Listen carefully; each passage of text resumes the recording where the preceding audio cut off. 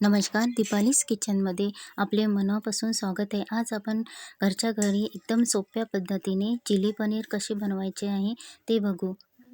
त्यासाठी इथे मी पनीरचे छान छोटे छोटे पीसेस केले आणि त्यात घालून घेतले आहे तिखट, मीठ आणि अर्धा टीस्पून काळी मिरी पूड. त्याचबरोबर 2 चमचे इथे कॉर्नफ्लॉवरसुद्धा घालून घ्यायचे आहे आणि आता याला छान मिक्स करून घेऊ. व्यवस्थित मिक्स झाले तोपर्यंत याला 10 मिनटे असेच मुरत ठेवू आणि कांदा, सिमला मिर्च, लागणारे साहित्य सगळे चिरून ठेवू. त्यानंतर 10 मिनटं झाल्यावर आता इथे आपल्याला पनीर फ्राय करायसाठी 2 चमचे तेल घेतले आहे. आता तेल गरम झाले की यात छान 2 ते 3 मिनटं याला मंद आचेवर तळून घ्यायचे आहे. 2 ते 3 मिनिट तळून झाले की आता पनीर काढून घेऊ. हे बघा इथे छान 2 ते 3 मिनिट झालेले आहे. आता आपण याला छान एका बाउलमध्ये काढून घेऊ.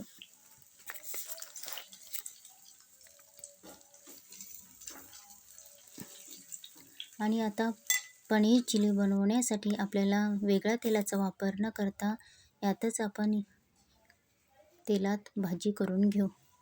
बघा आता इथे मी घातलेले आहे अद्रक लसणाची पेस्ट. ती चॉपरमध्ये बारीक करून घेतली आणि बारीक चिरलेला मिरचीची पेस्ट ही 2 मिनटे छान परतून घेऊ.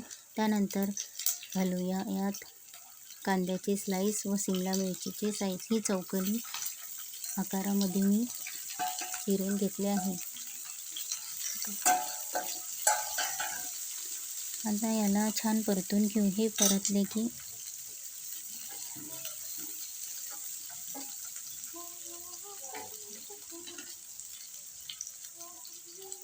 यात घालूया अर्धा टीस्पून काळी मिरी पूड.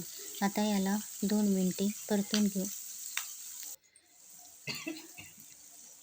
त्यानंतर घालूया 2 चमचे व्हिनेगार आणि 2 चमचे सोया सॉस.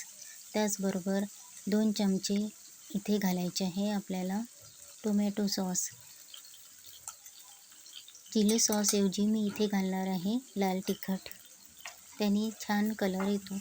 अशा प्रकारे आपल्याला हाय फ्लेमवर याला 2 मिनटे छान परतून घ्यायचे आहे. तर परतून झाले की यात घालायचे आहे आपल्याला चवीनुसार मीठ. मीठ घालून याला आता छान 2 मिनटे आणखी परतून घेऊ. परतून झाले की आपल्याला आता यात घालायचे आहे कॉर्नफ्लॉवर. 2 चमचे कॉर्नफ्लॉवर घेऊन यात छान पेस्ट करून घ्यायची आहे आणि थोडे थोडे पाणी घालूनच पेस्ट करायची, नाही तर गोळे होतील. आणि हे पेस्ट झाली की या गरम याच्यातच पॉवर कमी करून आपल्याला हे सारण यात घालून घ्यायचे आहे आणि आणखी याला छान परतून घ्यायचे आहे. हे बघा इथे छान परतून झालेले आहे. तुम्हाला जर थोडी ग्रेव्ही पाहिजे असेल तर तुम्ही पातळसुद्धा करू शकता.